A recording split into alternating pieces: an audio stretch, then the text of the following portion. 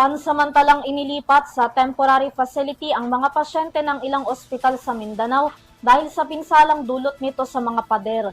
Sa kabila nito, tiniyak ng Department of Health o DOH na ang supply ng kuryente sa mga pasilidad sa pamamagitan ng generator sets. Narito ang aking balita.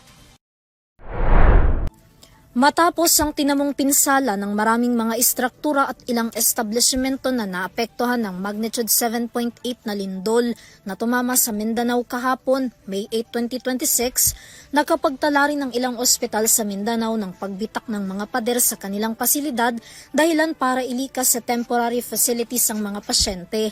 Kabilang dito ang Malungon Sarangani Provincial Hospital na naglikas ng 126 na pasyente nang mangyari ang lindol, kung saan may mga critically ill patient na unti-unti na ring naibabalik ngayon sa loob ng mga pasilidad.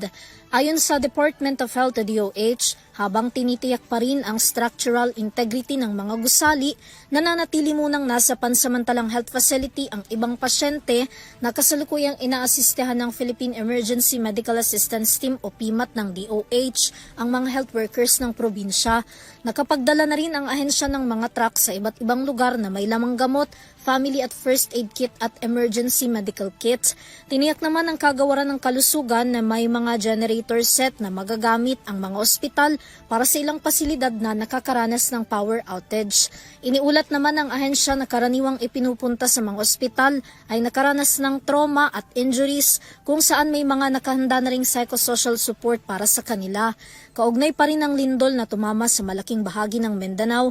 Iniulat naman ng Office of the Civil Defense sa OCD na umabot na sa 37 ang nasawi bunsod ng lindol, 487 ang sugatan habang 4 na individual pa ang pinaghahanap ng mga otoridad. 19 na kalsada naman at 9 na tulay ang hindi pa maaaring madaanan sa ngayon. Mayroon ding 1,889 na total damaged houses, 47 infrastructure total damage habang nananatili pa ring suspendido ang klase sa 4 na rehiyon sa buong Mindanao. Sa ngayon, nagsasagawa na ang OCD ng retrieval at rescue operation sa 4 na nawawala na mula sa General Santos City at Balot Island.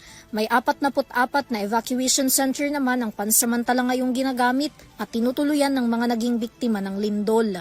Para sa EuroTV News, Vanessa Cleofas, sumasaludo sa bawat Pilipino.